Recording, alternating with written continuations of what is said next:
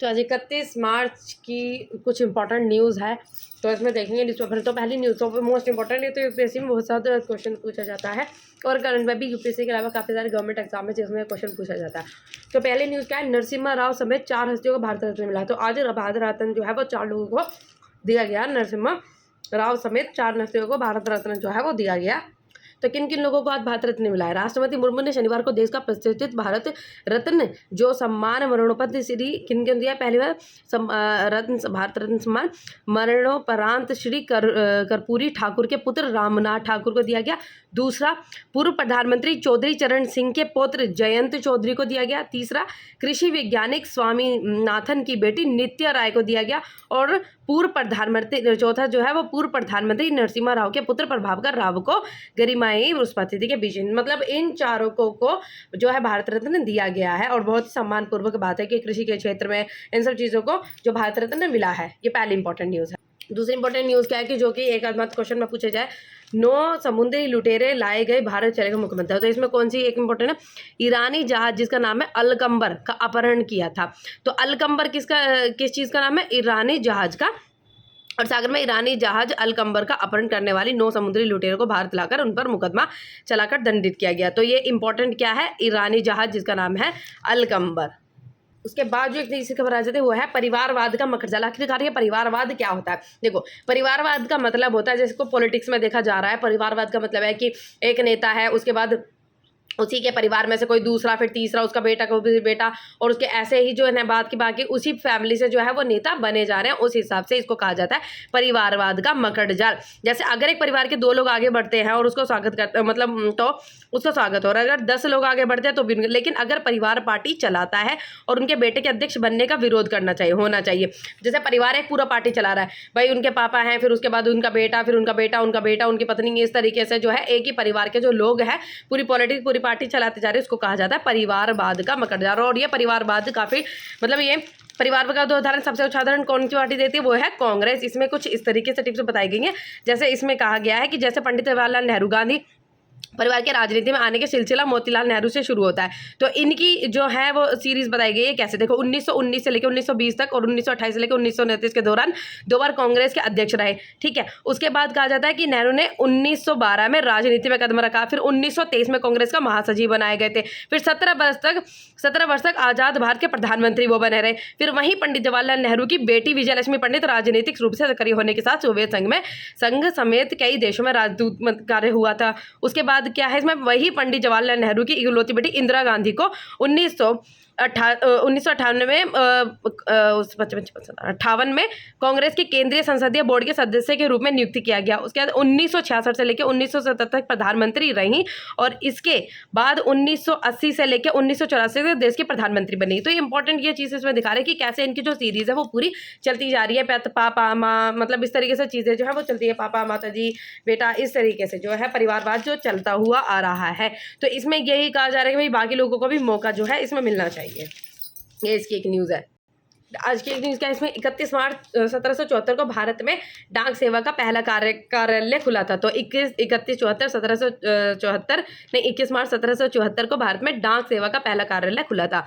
तो आज की डेट इंपॉर्टेंट है। और इसमें काफ़ी सारे 21 मार्च को और भी काफ़ी सारे काम हुए थे। जैसे मुंबई में 1867 में प्रार्थना समाज की स्थापना हुई थी और 1917 में अमेरिका ने डेनिस वेस्ट इंडीज़ खरीदा और उसका नाम बर्निस आइलैंड रखा था।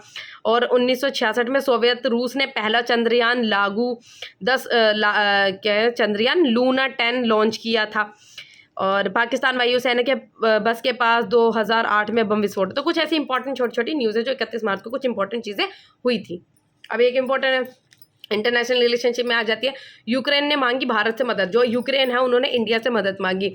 अब यूक्रेन, जैसे यूक्रेन है, उनका युद्ध चल रहा है, उसके बीच में जो यूक्रेन है उन्होंने इंडिया से है वो हेल्प मांगी थी। और रूस के ताबड़तोड़ हमलों से यूक्रेन काफ़ी जो हद तक उससे परेशान है, जिसमें से रूस और अमेरिका भारत के दोस्त हैं, और जबकि चीन जो है प्रतिस्पर्धी है और भारत को न केवल रक्षा और ऊर्जा क्षेत्र में सहयोग चाहिए बल्कि भू राजनीतिक दृष्टि से इन्हें उसे इसकी ज़रूरत है। अब जैसे इंडिया है, भारत की मदद जो है वो मांगी गई। जो भारत है भाई, भारत की मदद क्यों गई? देखो भारत जो है वो इस तरीके से कार्य करने की कोशिश करता है जिससे कि लड़ाई ना हो और दोनों आपसी संबंधों में मतलब बातचीत जो है वो होती रहे, इस तरीके से वो सुलझाने की कोशिश जो है करता है। भारत शुरू से ही इस युद्ध को बातचीत के जरिए खत्म करने की अपील करता है और प्रधानमंत्री नरेंद्र मोदी के रूसी राष्ट्रपति जो प्रधानमंत्री नरेंद्र मोदी जो रूस के राष्ट्रपति इनका नाम है व्लादिमीर पुतिन और यूक्रेन जो राष्ट्रपति है उनका नाम है जेलेंस्की के साथ काफ़ी अच्छे जो है वो रिश्ते रहे हैं और ये नहीं चाहते कि इनके बीच में लड़ाइयाँ हो, क्योंकि लड़ाई होने के बाद बहुत ज़्यादा नुकसान ही होता है और उनके बाद कुछ ना कुछ इनका फायदा नहीं होता। लड़ाई के बाद बहुत ज़्यादा नुकसान होता है, जैसे कि खाने पर भी और ऊर्जा से भी, इन सब चीज़ों का नुकसान होता है। भारत होता है, भारत हमेशा शांति बनाने की कोशिश करता है और सोचता है कि बातचीत के मसले से इन सब चीज़ों को सुधारा जा सके। और यही है कि 2020 में यूक्रेन के विदेश मंत्री के बाद कुलेबा की यह पहली भारत यात्रा है और यह सम्मेलन और जो स्विट्जरलैंड का एक सम्मेलन हो रहा है और उसमें ये चाहता है कि जो यूक्रेन है कि उनमें शांति जो है वो बनी रहे और अहिंसा के पुजारी भारत पर इस समय युद्ध खत्म कराने के लिए नैतिक दबाव भी है। भाई यही है कि भाई वो लोग ही इन मदद पर हम भारत से हम मदद मांग रहे हैं क्योंकि उनको लगता है कि मतलब, और यह है भी जो भारत के बारे में सच्ची है कि वो शांति का एक प्रतीक है और शांति ही वो चाहता है और बातचीत से सुलझाने की कोशिश जो है वो करता है इंडिया और इसकी मदद मांगी गई है। ये माना जा रहा है कि दिल्ली में लग सकता है राष्ट्रपति शासन। अब राष्ट्रपति शासन क्या होता है? राष्ट्रपति शासन का मतलब वीडियो में तो डिटेल में समझाएंगे, लेकिन अभी समझो राष्ट्रपति शासन का मतलब होता है कि जो नॉर्मल गवर्नमेंट चल रही थी ना उसको हटा के प्रेसिडेंट का रूल वहाँ पे लगा जाता है, जहाँ सारी चीज़ें किसके हाथ में आ जाती हैं? राष्ट्रपति प्रेसिडेंट के अंडर में सारी चीज़ें कंट्रोल हो जाती हैं। तो यही है राष्ट्रपति शासन और इसमें बात क्या है, नारी का सम्मान और भाषा की गरिमा, वुमेन्स के राइट को और वुमेन को एम्पावरमेंट करने के लिए भी कुछ न्यूज़ आई कि महिलाओं आरक्षण के लिए नीति और नियत जो वुमेन्स के मतलब वुमेन के ऊपर फोकस किया जा रहा है कि वुमेन जो है उनके लिए काफ़ी ज़्यादा एम्पावरमेंट करने की उनको ज़रूरत है, जैसे पॉलिटिक्स वगैरह से रिलेटेड और भारत के कंपैरिजन में भी इनकी पोजीशन जो है काफ़ी अच्छी वेरी इंपॉर्टेंट है ये DPI और ये कहा जाता है आर्टिफिशियल इंटेलिजेंस जो कि रेगुलरली न्यूज़ में आ रहा है। DPI का मतलब क्या है? डिजिटल पब्लिक इंफ्रास्ट्रक्चर और जैसी तकनीक दुनिया के परिवर्तन ला सकती है। इनको सही में ये कहा जाता है कि परिवर्तनशील है। इन्होंने काफ़ी सारी चीज़ों में परिवर्तन जो किया है, आर्टिफिशियल इंटेलिजेंस लेकर स्वास्थ्य सेवा और जलवायु परिवर्तन तक कई विषयों पर प्रधानमंत्री नरेंद्र मोदी के साथ बातचीत के दिन एक दिन बिल गेट्स ने कहा कि प्रौद्योगिकी देश में लाखों लोगों के लिए डिजिटल विभाजन को बांट रही है। जो विविध डिजिटल है और जो DPI है जिसको नाम है डिजिटल पब्लिक इंफ्रास्ट्रक्चर जो है वो काफ़ी ज़्यादा इंपॉर्टेंट, जैसे एजुकेशन से भी रिलेटेड, कृषि से भी रिलेटेड, स्वास्थ्य से भी रिलेटेड काफ़ी ज़्यादा जो हेल्प कर रही है और ये काफ़ी ज़्यादा परिवर्तन आगे भी ला सकती है। और अच्छा, भारत अमेरिका का समुद्र में संयुक्त अभ्यास जो इंडिया, ये भी इंटरनेशनल रिलेशनशिप के लिए आ जाएगा, जैसे मिलिट्री वगैरह से रिलेटेड।